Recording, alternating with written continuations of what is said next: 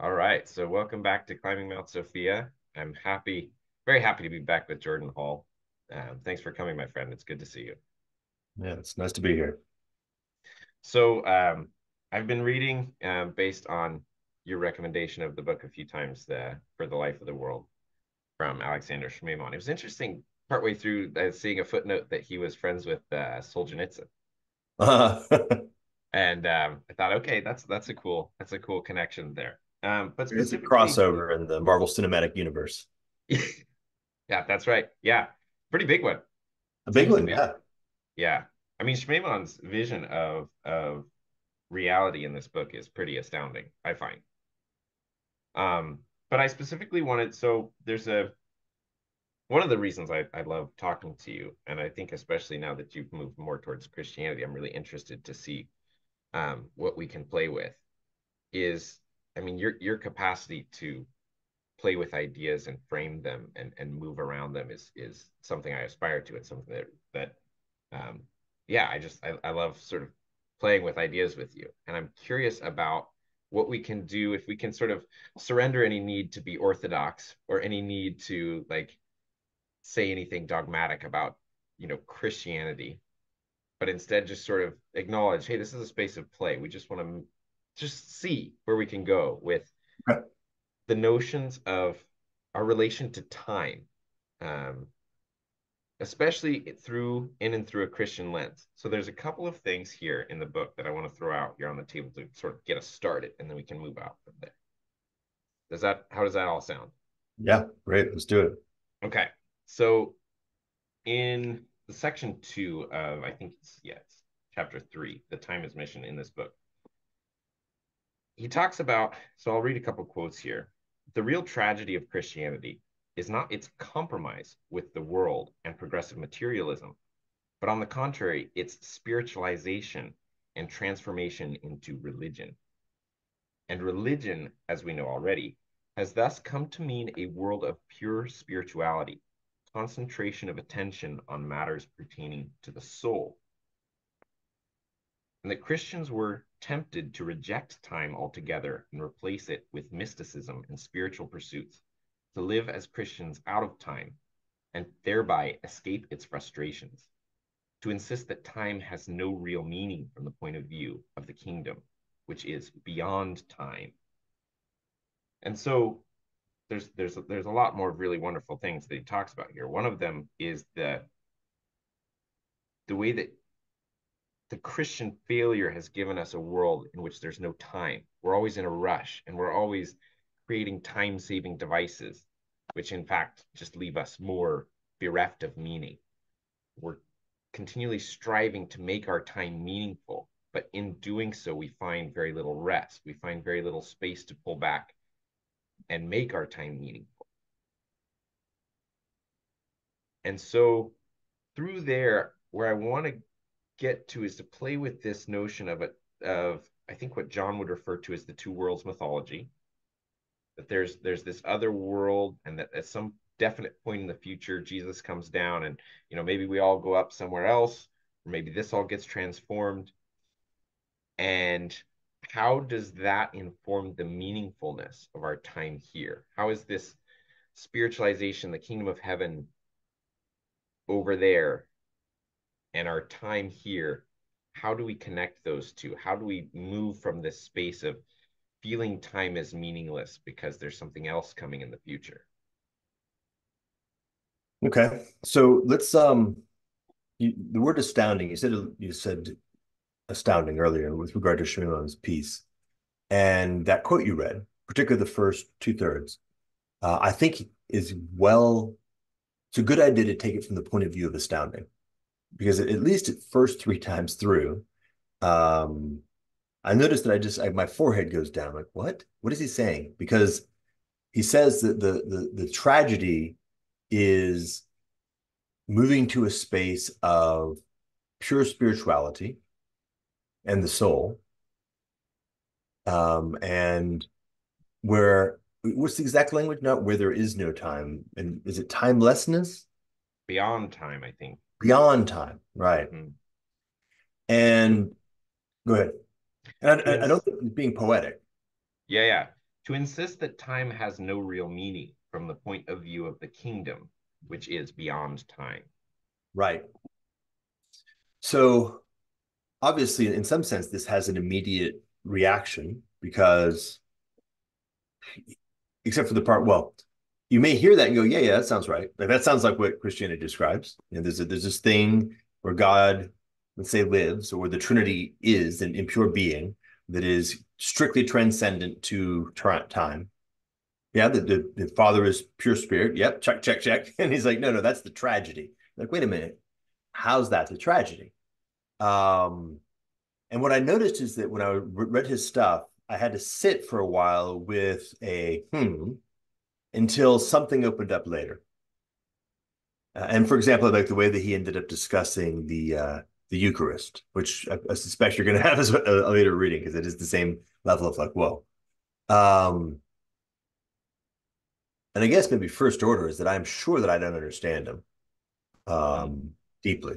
Like I'm sure there's a lot going on here where the more you spend time delving down, like see deep sea, like scuba diving or snorkeling or holding your breath, you're going to there's more depths and there's more treasures to be found. But one of the ones that I think I'm kind of settling on, and be happy to get kicked off that into a better place at any moment, is to talk about. Let me see if I can say it right. Maybe even like by fiat for a moment, just to go in the direction of saying, no, there's something about the quality of time in the kingdom that is the opposite of meaningless. So there's something about that quality of time that is intrinsically meaningful or even super rich, over rich in meaning. Mm-hmm. And so what would that mean? So we have, let me see if I can say it a bit better. We can propose a kind of time that would say be ordinary time or quite specifically chronological time. Say, okay, it's not that. That's very much the secular pulls that. So you can imagine a meaningful time, and the meaningful time gets separated into two units, and that separation is the failure. So over here in the secular world, we have chronological time, which is time bereft of meaning but made orderly, like clock, pure clock. And what happens is when you separate them over here, you have pure spiritual time, which is timeless, which is empty of all meaning. Right? So we have meaninglessness on both sides of the equation. So the question is, what happens if we try to reintegrate them into a proper wholeness? And I think this is a story he keeps telling. Like when he talks about the notion of religion, and how the Christianity as religion and the secular are of the same fabric. They're the same Mm-hmm. kind of thing, and that following Christ, let's say, or the way, is a different kind. That's the different kind of thing. And in all cases, it seems there's something about the separation that is very much to the root of the trouble. Yeah. Yeah, yeah, yeah. I mean, well, I I'm feeling a sense of like, oh, maybe I should have gone a little bit further with the quoting because yeah, when I think he's critiquing a particular polarization of Christianity in this leap out of our bodies or something that has happened in Mm-hmm. many versions of Christianity because yeah, to join back up with what you're saying, I think, later he talks about the Sunday being the eighth day, right? It's not the seventh day of rest to just delight in creation that the Jews had that was given in Genesis, but it's actually this sort of fullness and reinvesting of meaningful time, this re-overlay, like you're talking about. Like, I think that's a beautiful vision of re-overlaying the height of, say, eternal and the mundane of chronology, that they reintegrate and restitch together in this experience of the Eucharist that is done on the eighth day on purpose, in that it is a day that's meant for work. It's not just a day that is to set apart out of the world. It's a coming back into the world in a proper way. Mm. And so there's this sense of, and this plays into my particular position, I think, with Christianity, because when I'm wrestling with Christianity, I'm wrestling very much with this sort of overtly spiritualized going over there that I think he's talking about in this first quote, but trying to work with this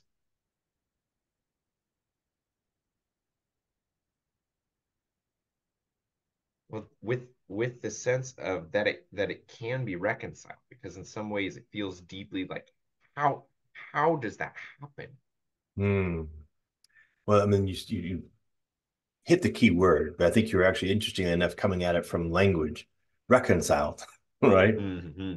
You know, we just exited Easter, and that was what the one how do you say, one important piece of the finished work is the reconciliation. So how is it Hmm. done? Well, it was Christ did it.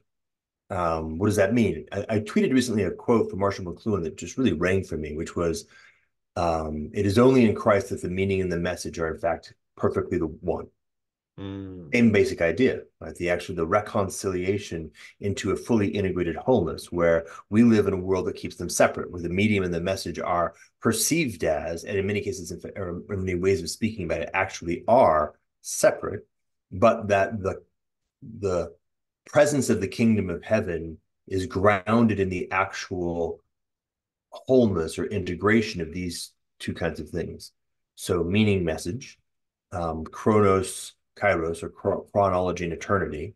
And these are things where we've been living in dichotomies, and the dichotomy is the problem. The dichotomy is part and parcel of sin, which is to say, separation from. So, separation from, and then the reconciliation, and all the different, many, many, many characteristics of what that reconciliation involves, has to do with this, kind of funny, the easy yoke, but yoke to Mm. reconnect, to connect together, to bring things back into a well integrated wholeness. So, for example, if I notice, in fact, for the moment, I'm actually going to use three words because it feels like it's helpful. I may be making a mistake, um, but Chronos and then eternity, just for the moment, and then I'll put Kairos in the middle. Mm-hmm. The point is, I want to use Kairos to represent this notion of when they integrate. So if I separate it out, I break Kairos into two pieces. I get the Chronos piece of Kairos, which is pure, empty, uh, formal, purely objective, and meaningless in the sense of purely formal. And when I go eternity over here, it's utterly disembodied and therefore meaningless in the sense of having no relevance to it. Little piece of John Vervaeke entry into the to when I reintegrate them, I'm now in the space of Kairos. And the visual image I have is later this afternoon, I'm going to go rock climbing or hiking up a mountain. And I noticed that when I'm doing that, I'm moving both through time chronologically, but it takes time to do it. But there's something about the moving through time, well, not something, there's something very specific, which is I'm going up a mountain. So there's a verticality and ascent that's happening simultaneously. And the ascent is textured in particular details, meaning each foot rest, I have to be mindful of where my feet are going. I'm moving through different layers of growth, probably different smells, different plants that are going through different stages of spring. And that's a very nice, for me at least, symbol of that what happens when you're entering into the richness of Kairos. And Mm. so I think it's, and we can say, for example, that the eternal, it brings down the structure or the architecture. Right? The eternal is not a single undifferentiated tone of Mm. silence. Right? That's more of the Eastern sensibility. But what the eternal is the actually enduring. That which Mm. is not like if you take Chronos and absence all things from it and just turn it into silence, which is not a bad metaphor in some cases, but it's that which is always in like timeless in the sense that always present, right? Not always not absent, but always present, and Yeah. therefore conditioning the way that time operates. So for example, we just have the simple moment of the eruption of spring in what would could otherwise be a very undifferentiated uh, calendar. And so moving from what is this April, from March into April, if I'm in just in the Chronos, it's just another day. Click, click, click. But it's not. Right? There's another thing going on. There's an architecture to the time that is Mm-hmm. coming down and imposing itself in many ways, sort of top down, or at least very much outside of my personal purview on the experience and conditioning possibilities. Maybe possibilities is a good thing to throw in there. Mm-hmm. Conditioning possibilities that now erupt. And that's Kairos, right? The Kairos is Farmers get that. When's the time to plant? Well, around here in the mountains, next month. That's the kairotic moment. And so the moment is meaningful, both because it now provides the handholds for means to an end, right? The part of meaningfulness that is connected towards ends. Um, and then the moments are meaningful because these are the qualities of experience that are available and only available. We're past daffodil time here in these mountains. We've entered into tulip time, and we're probably about 3 days before tulip time is over, and we'll be entering then properly out of early spring into a different piece. So that's the stuff, right? That's like the architecture of it, which includes, by the way, the sacraments of, say, birth and death and the different pieces Mm. in between. Right? Those are parts of architecture that come down and are in fact singular, and they're the hooks upon which life ultimately is grounded and make the moments they kind of that verticality. Yeah. Yeah. First of all, I'm just noticing a little bit like of joy just because with my daughter, we've been noticing all the flowers and we like the transition from daffodil to tulip season is very, very real. Like there's daffodils in front of my house and there's tulips in the planters here. And so like I just yesterday my daughter was going through and smelling all the tulips. It was lovely. Um yeah, there's this real sense of like microcosm, macrocosm that I'm hearing from you in all these different layers. Like there's the layer of the microcosm of of the chronos of day to day with the seasons of the year, and then the microcosm, macrocosm of chronos of years of my life with kairotic moments of marriage, birth, death, of my grandparents passing away, my daughter being born, my Mm-hmm. parents passing away at some point, so on and so forth.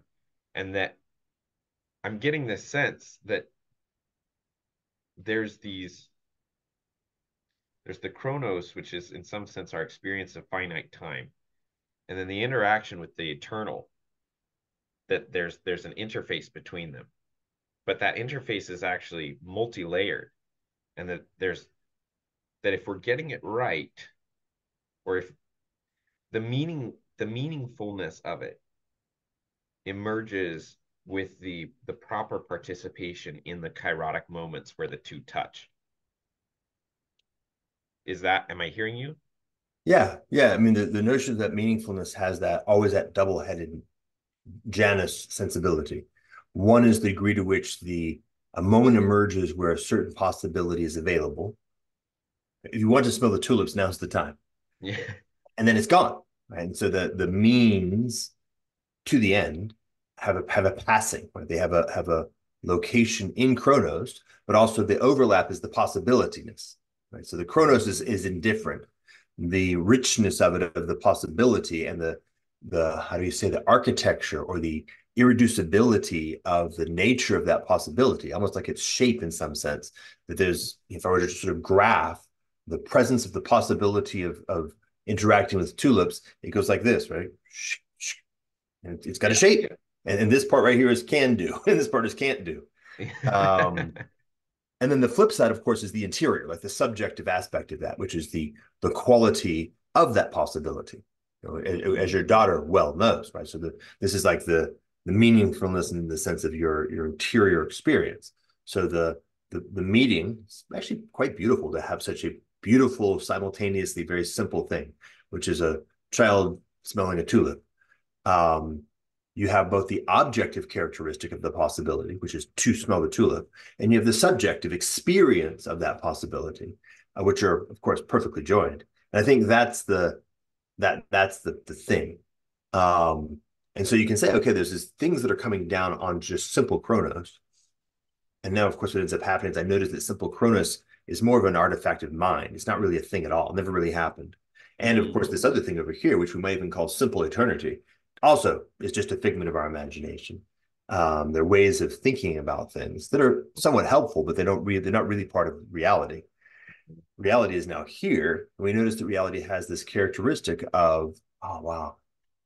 Yeah, this feels a little bit like the pivot that Pageau just keeps trying to hammer on, which is the really real is the actual experiences we actually have. So while we can pop out and imagine a third person view of the solar system, and we can see the sun is in the center and the earth is going around and the earth is turning. That's actually not your experience. Your actual experience is you wake up in the morning and the sun is on the horizon and then it starts going up. And that's more real because it's the real experience you really have. Same thing with time. Like we can pop out and imagine that time is a dead object that I can put on a calendar and I can track and manage it. And I can build clocks that, by the way, which are ultimately actually grounded in the experience of some phenomenon. In this case, Yeah. season, something like that, but it could be anything. Drips of water.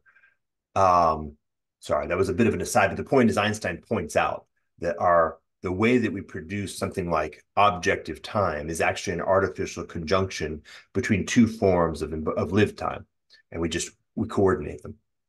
And this is the point, right? We can imagine it, but that's actually just a figment of our imagination.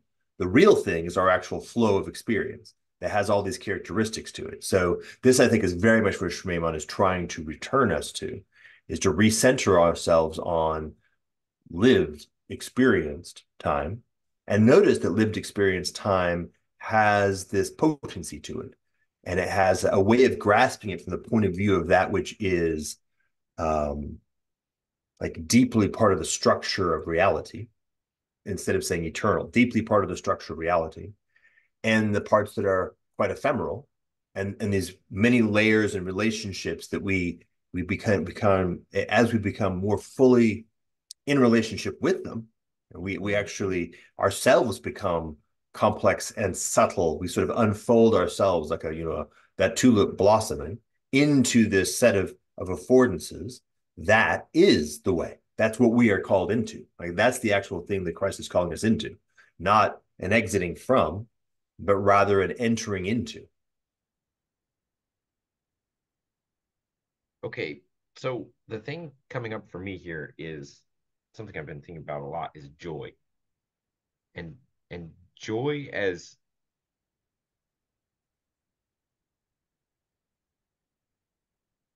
I'm trying to understand what joy is because, and this might seem like an aside, but I think it plays here because there's this sense, you know, Paul and Peter talk about joy in the midst of suffering, right? That in the sense that joy, and I'm wondering if joy is sort of this the felt sense experience of truly being in touch with your lived experience of the really real. Mm. And if that, because I'm wanting, like, for me, all of this stuff, all the talking about this stuff, all and reading the books and all of that, like, I'm only interested in it insofar as it actually informs my real life, insofar as it actually hones me into more of being who I could be, right, in my life. And I'm trying to get that sense of, is the flavor of joy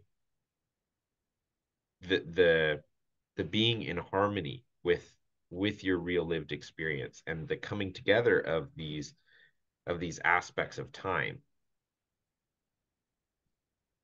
Hmm. Okay. Okay. So huh, we're in the right season for this conversation. So now we're in front of a blossoming weeping cherry. And we're at the edge of its life, by the way, too. So the blossoms are raining are snowing down. Um, and in that case, for me at least, it becomes relatively easy to remember, let's say, yeah, remember's right. Remember the the actually unspeakable miracle of the fact of existence at all. Mm-hmm, mm-hmm, That and mm-hmm. is the truly beautiful things bring that forward. But then, of course, once you recognize that, you can recognize, oh yeah, that's right. The fact of existence at all is perfectly miraculous. Like it's Yeah, utterly yeah. beyond comprehension. Utterly. I mean, it's not like I'm not waving my hands. Like it is categorically the kind of thing that cannot be comprehended and is overwhelming. Mm-hmm, mm-hmm. And overwhelming in the direction if you're allowing yourself to settle in, let's see, the stack that goes from love to hopes. If you're allowing yourself to settle in that stack, and you're allowing beauty to be a way of being in relationship with it, that feeling is joy. Mm-hmm. And then, of course, because that is deeper than the surface experiences that you're having, and it is in fact love is at the bottom of the stack and hope is just above it, you're going to find that no experience that you have, grief, by the way, is exactly like the best in that sense, because it's the lowest level you can get to where you're below faith, Mm, but you're still above love and hope. mm, Even in the context of grief, hope is present mm, and love is deeper. And increasingly obviously as you go deeper and deeper into that grief. Um, though you have to utterly escape understanding. It's beyond understanding.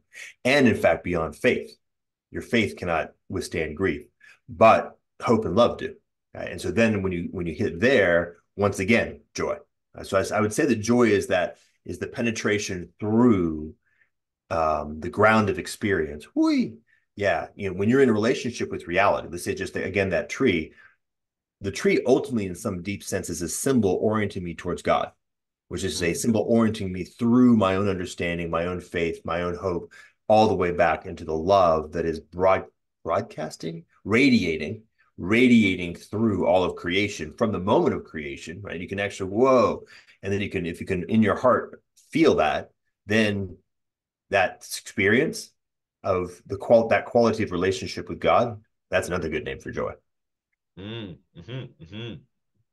Yeah, okay, so because this goes later in the book, he's talking about baptism and the water symbolizing sort of all. Sorry, I know No, it's it's good. No, I'm with you. I'm back on that kind of, it's like, oh goodness.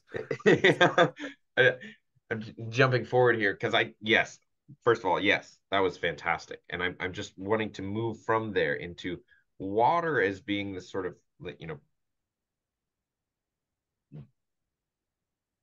the symbol of material as such, and the way in which material reality is actually this. Yeah, I like you use the word radiance, the space of radiance of the relationship between us and God, and that for us to properly be washed in that, like if the content of my relation with material reality is understood to be the interface between whatever me is and God, that there's a way of being in relation to that then is joy. Mm-hmm. Mm-hmm. Yeah, what I'm noticing is how interesting. Yeah, I'm noticing two axes. So the axis that we were just going through is maybe the axis of depth. Right? So as I go through the depth of any given relationship with reality, I notice that at the bottom of that is the radiant glory of God. Yeah. Also, if I go horizontally, and I learn how to come into a breadth of relationship with increasing sophistication, increasing discernment. Once again, I witnessed. Now, what quality of God is that? Is that the Mm, grace of God? That might be the grace. Oh yeah, that is the grace of God. mm, Ooh, that was wild. Tell me more about what you help me make that transition if you would. Okay, so first I have to just explain to you the physical experience. Yeah. There's a mental phenomenon. The mental phenomenon for all the world felt like something inside of me went like that.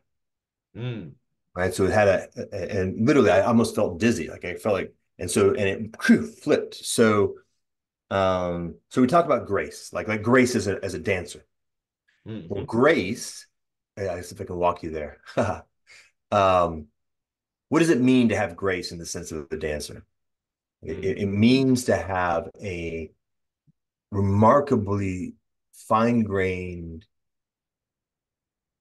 sensitive, intimate relationship with sort of in yourself. Like yourself spreads out. You become mm, more diaphanous and more sensitive to hmm, the elements that are available for relationship, like a sail billowing in the wind.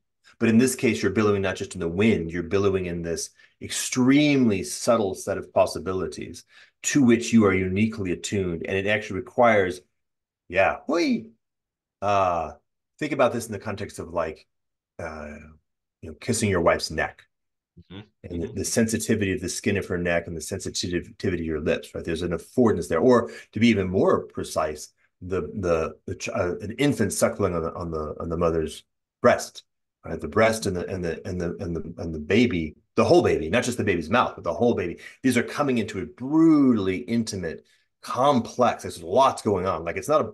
I think maybe we talked about this, or at some point I was talking about how that like Yep. bottle is a dead Cronos version of this chirotic thing, Yeah. right? Yeah.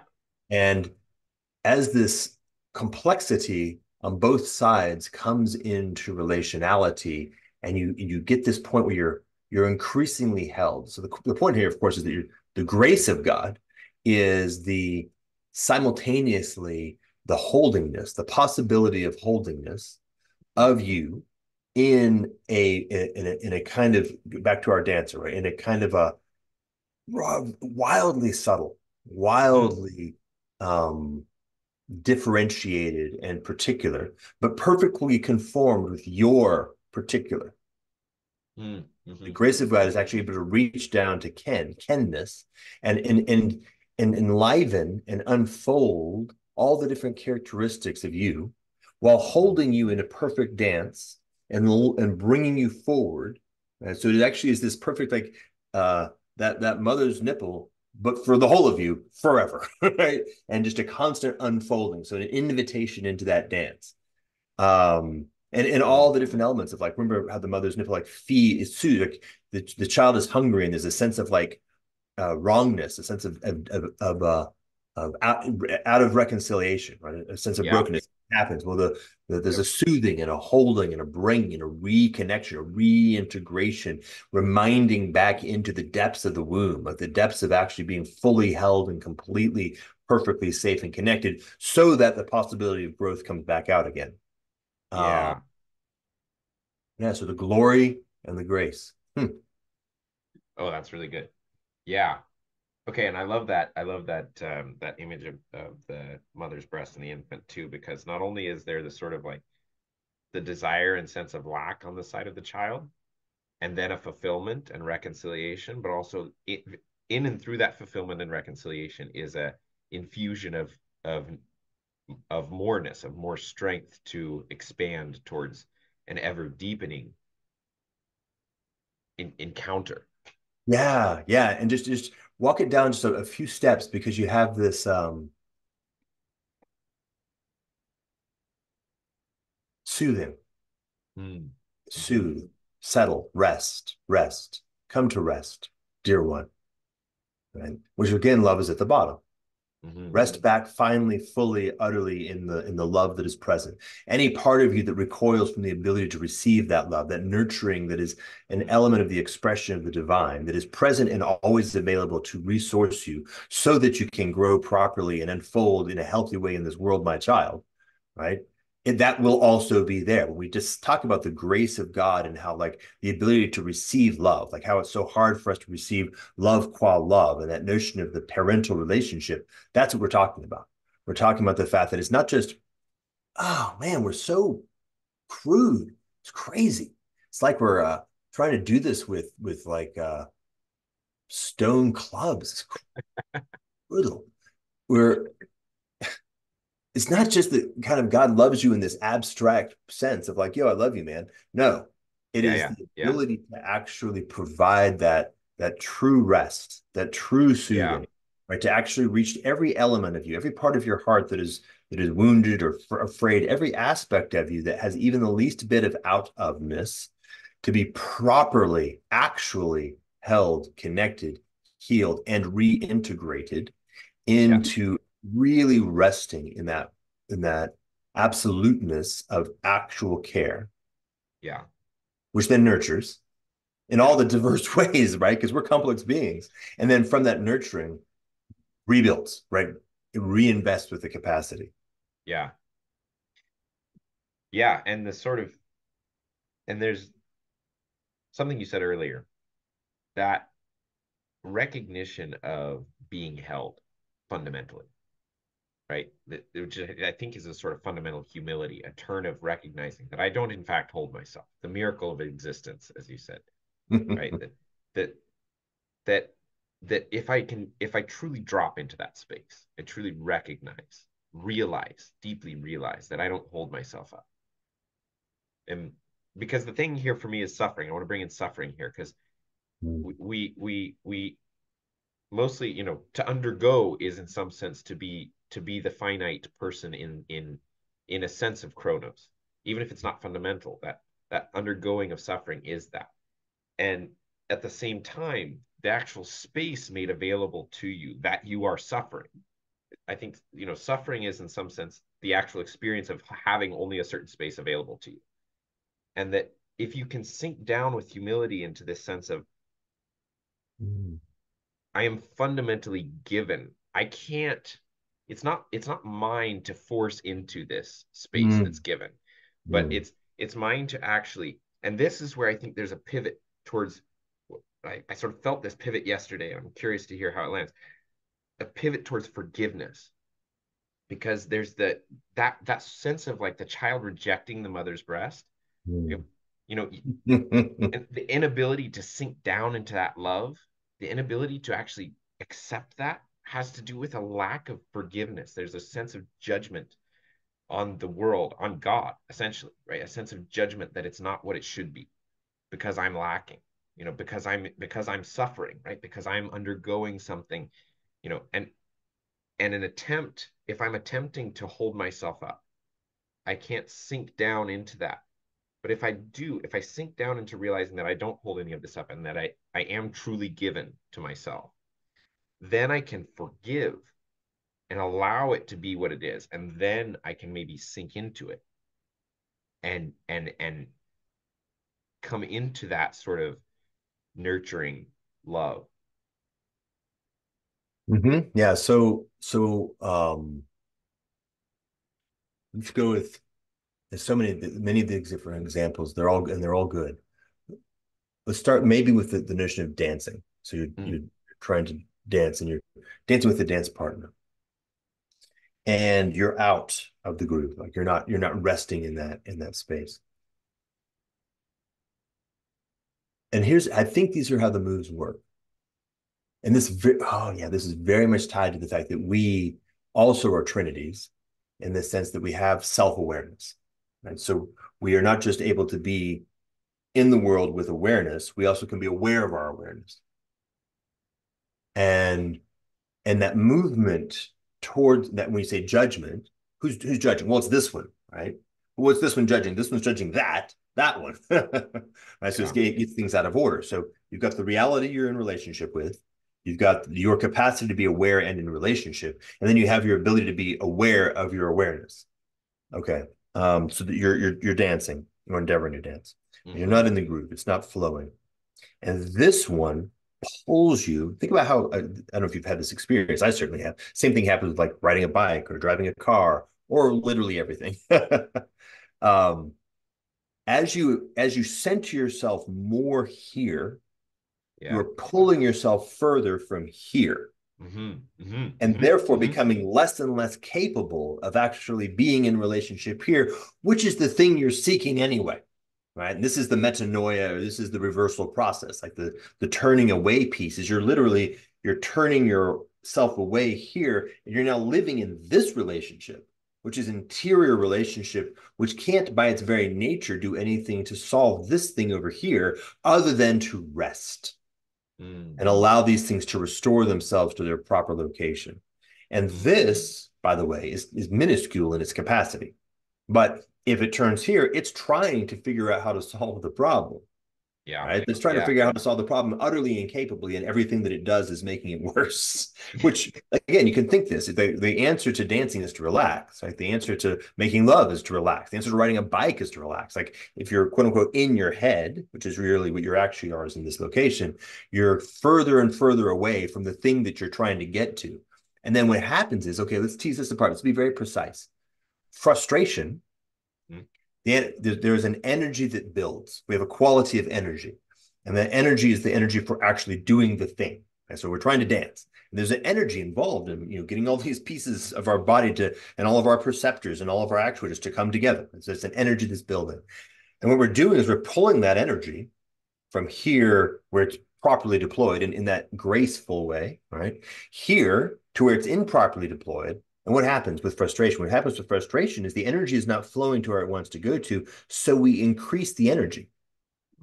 It's like, we should, what I need to do is increase the energy. But now, by increasing the energy, I'm actually creating more noise in my entire system.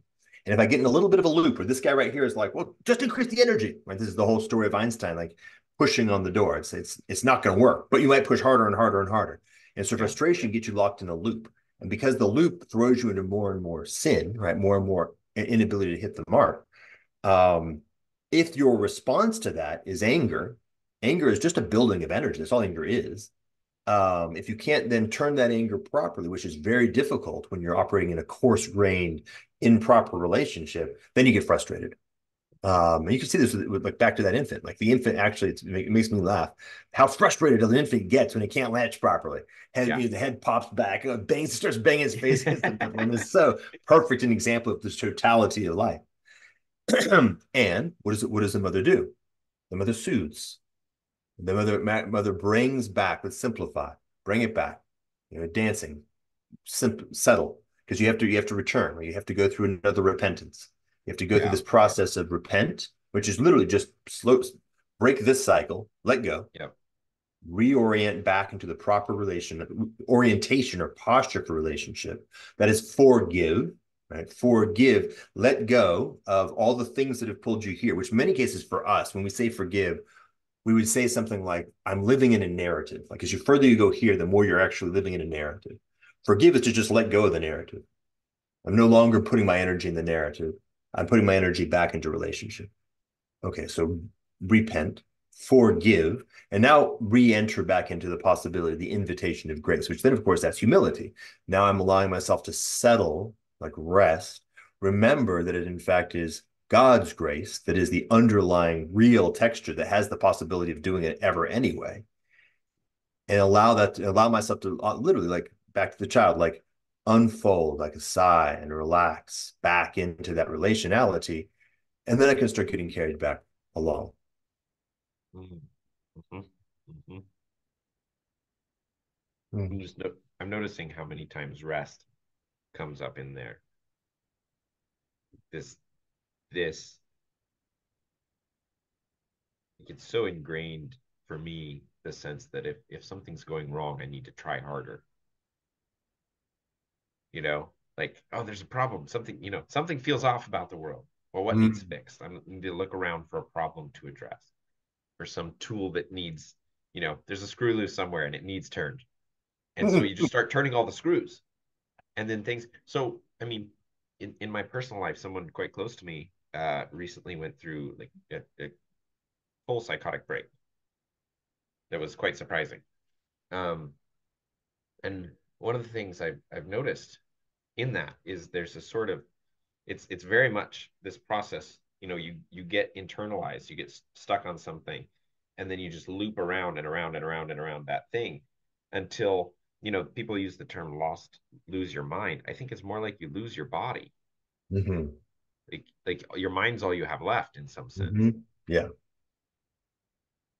And you actually can, by continually trying too hard, you can get to the point where you lose some sort of sense of connection at all.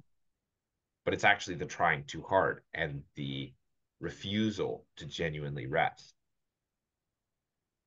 totally. And as you say, you lose your body into your mind. You get. It's not that you lose your mind; you get lost into your mind. And by the way, as far as I can tell, the best remedy is to, in fact, lose your mind, meaning unplug from all media, unplug from all information that is mediated in the informational sensibility. Go into nature, and maybe simple, like the simplest campground that you can manage getting into, where you're re-embodying with the larger body, and you're noticing what it feels like to be standing in the sunlight with the shade of the forest on one side and the sun on the other. That's a real feeling, and the feeling is a deeper feeling than anything your mind could bring up. Like re-embody is the cure, as far as I can tell. Very difficult to do though, because of course the psychotic mind is in this manic, right? It's truly manic state. And this is going to be, we have neurosis, we have depression and psychosis. These are all ultimately characteristics of a culture that has radically separated us from relationship with reality, meaning from embodied reality, and put more and more and more of our energy of life in mental constructs. Yeah. Mm.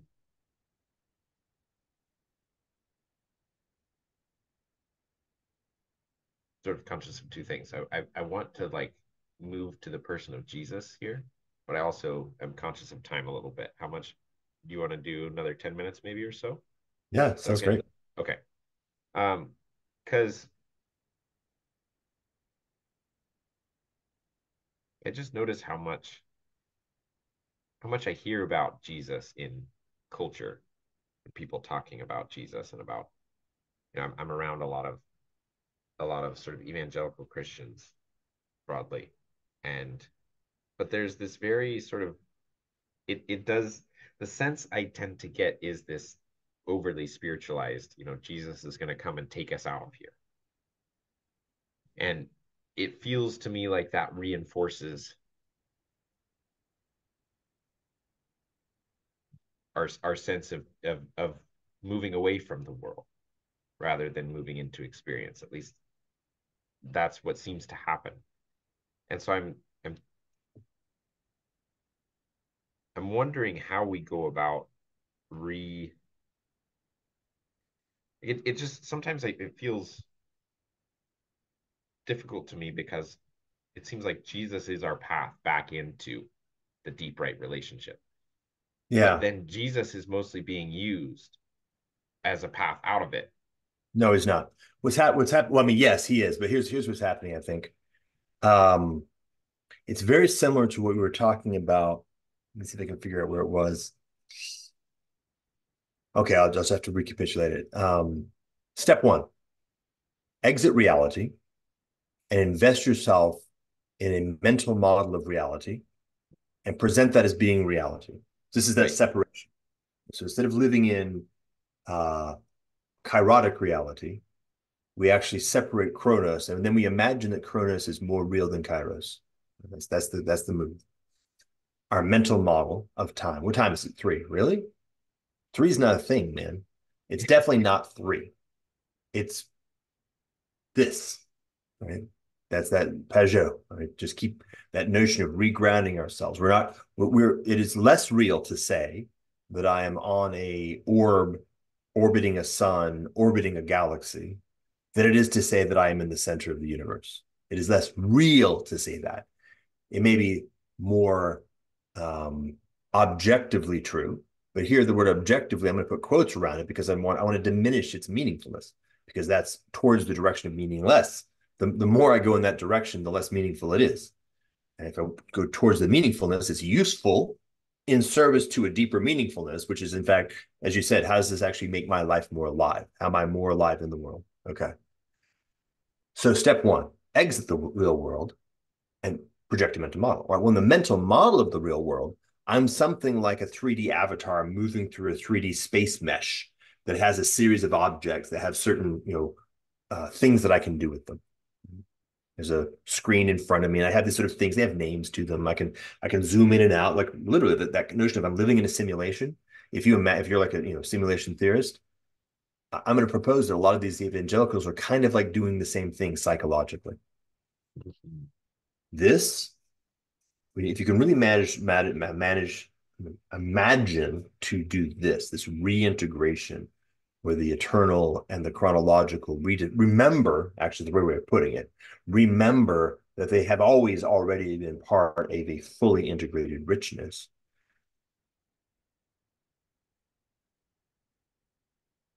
Then you begin to notice that the invitation of Christ is n-dimensional.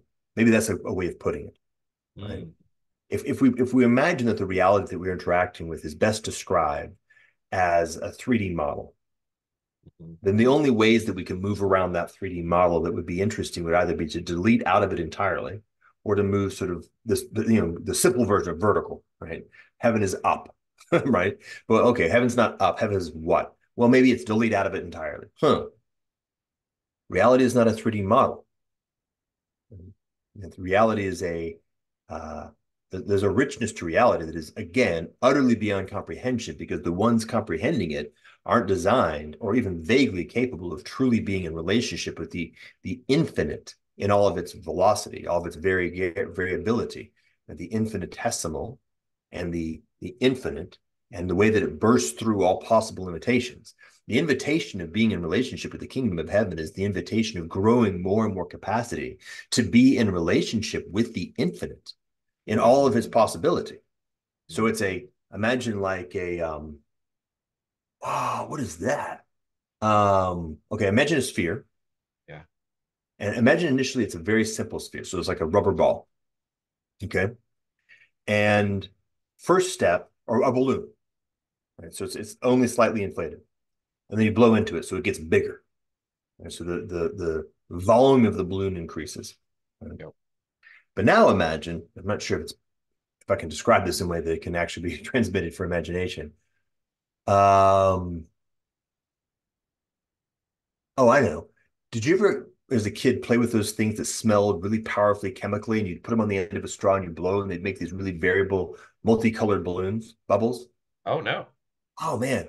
Weirdly enough, I encountered that when I was like in the 70s as a kid, and then Yeah. recently they still exist. Um, Probably Dow Chemical is just like, we don't know what to do with this, but sell it as a toy. And I'm sure it's toxic. But Yeah. the idea, you know how like when you see the sheen of oil on water, Yeah. it has that rainbow color. Yep. This is the Yep. kind of a balloon where when you blow on it, it expands, but it's a kind of some kind of chemical, and so it has a lot of really beautiful colors to it. Right. Got it. Yep. So Yep. now I'm shifting to just a blue or a gray rubber balloon that when I blow it, it increases in volume. Now what's happening is that when I blow on it, every single piece of its diameter continues to be, but more diameters are added to it. So it's not just a single diameter that's increasing and being filled by nothing, but rather it's being filled by something. And that something has a prismatic character to it. So more and more color and shapes and geometries are beginning to flow around in it. All right. So it's just all these things are going on. Does that make sense? Yep. Right. Yep. So Yep. Yep. you're able to perceive like a dimensionality increase in the affordances of the possibility of relationality. Now, of course, recognize that even in yourself, we've got a number of different relationalities. I can touch stuff, like all the different senses. And if we expand that to a larger spiritual realm, we can say there's thousands or tens of thousands of senses. Okay, well, increase that to 1 million, right? And increase it in ways that play with time and fashions that we currently can't comprehend because we're living in a narrowed slice of time. Um, that's the kind of thing. That's the kind of thing that leans more in the direction of what the glorified body is. Yeah. Yep. Yeah. I like that a lot. Is so I'm trying to zoom in on Jesus specifically, and I guess really the place where the question lies for me is there's part of it that's just I want to continue to participate this more fully, right? But that seems to be happening slowly. But the way it seems to be happening is through an attunement to suffering and this carrying of the cross idea, sort of bearing the cross and tuning in, like we talked about, to the like tuning into the suffering and having that become the possibility of dropping down into a new opening to a deeper relationality. And that, like, there was a little while, there's that idea of spiritual bypassing where people are just sort of doing spirituality to get away from suffering. And it seems to me like a lot of evangelical Christianity is trying to do that too. It's just sort of like, here's a life preserver that you can hang on while you go through the suffering of life so that everything is okay at the end of the road. And it's like, no, no, no, that's the wrong sensibility. Like, it's actually a way of learning to embrace suffering as the pathway in. Mhm. Yeah. So, okay. Yeah. Imagine now you're heading down a toboggan. That's right. So you're in a toboggan, and there's a shape to the tunnel that, or the whatever they call it, the run. Mm-hmm. Um, And as you come towards one side, the friction gets higher. Your vehicle, your toboggan, I guess it is literally called a toboggan, is shaking. Yeah. Right? And so that this tells your body to lean a little bit to the right, or you collapse, right? You fly out. That right there, that feedback, the Yeah. feedback that is uncomfortable, that is letting you know do something to bring yourself back into the center. That is suffering. That's all Hmm. it is. Hmm. Suffering is nothing more than a feedback from reality that is associated with the characteristic of us increasing our learning so that we can more and more skillfully be in relationship with reality. So just to make it very simple, take like back to dancing or riding a bike, right? The process of, oh, I'm afraid I'm gonna fall off the bike. Oh, it's I'm getting frustrated, so I have an interior discomfort. I do fall Yeah. off the bike and I skin my knee. Like all of these things are part of that envelope of that suffering is part of the feedback of reality, giving us the pointers so that we have the ability to develop ourselves, to unfold into that field of possibility, that field of relationality, which in this case is ride a bike, so that we can then skillfully enter into that and become a dancer, to become that one. Um, that's suffering. That's all it is. And so, and then so we can have a second order thing, just so we're clear. The second order thing is when in relationship with suffering, I become more and more sinful. Like I turn away from the right relationship, the right ordering, and I move into this place. Right? That's something we could call it like that's like a deeper form of suffering. Where now what happens is the learning is now no longer teaching me anything.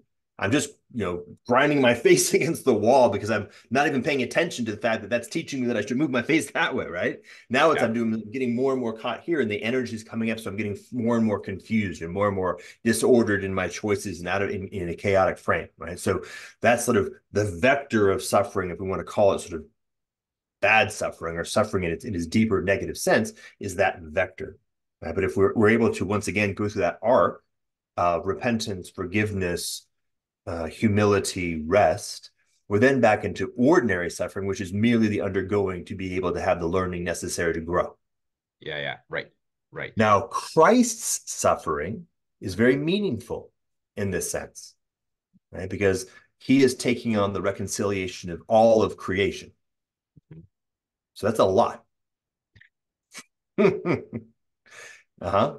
And imagine it in terms of like just that simple term. Like I'm not saying at all that it's not uncomfortable. Like it's uncomfortable. The Yeah. more you're doing, the more uncomfortableness it's going to be. The example that I've often used on this one is like, you know how when you're a kid and you're driving a car and you roll down the window, and you put your hand out the window and you learn this. Yeah. Yeah. As you go faster, the potency of that goes, higher. Well, I almost did this in a helicopter. It's very naively, my hand was reaching out the window and somebody grabbed my hand. And they're like, no, no, no. Might have torn my arm right off. Right.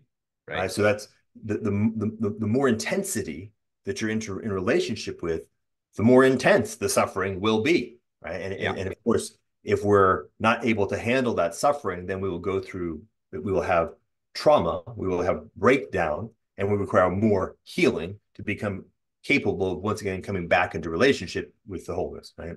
So, Christ is now entering into the most intense possible suffering, Right. which is to say the actual reconciliation at the largest macro sense and the most infinitesimal micro sense of the totality of all of the cosmos being out of its ability to be in right relationship with reality. Right. And by going through his work, he does that. Right? He's bringing Right. it all the way and creating a very narrow channel for us to be able to step into that space. Right. So, of course, we could never have handled any of that by any Right. stretch of the imagination, but we could handle this Right. that in grace, right? In that invitation to say, okay, come dance with me. Um, there was more, but I lost it. Oh, well, so I wanted to throw this in there. Maybe like joy as being the sense of tracking Christ's path through my suffering.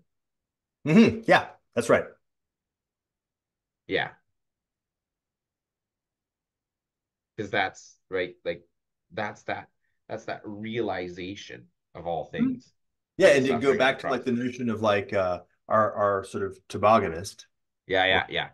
you're like, or maybe I'll go with like snow skiing. Like when you're learning how to, because I had this experience. You're learning how to ski. The first part is lots of suffering. Like you keep falling off the skis. You keep getting dragged. Oh, let go of the rope. Like don't hold on to the rope. This is right feedback. That feedback. Learn, learn, learn, learn, learn. And there's a point where it pops. What's that Yeah. feeling? Elation, right? That feeling of elation. Now I've gone into that now I'm riding the energy away from suffering more and more towards joy.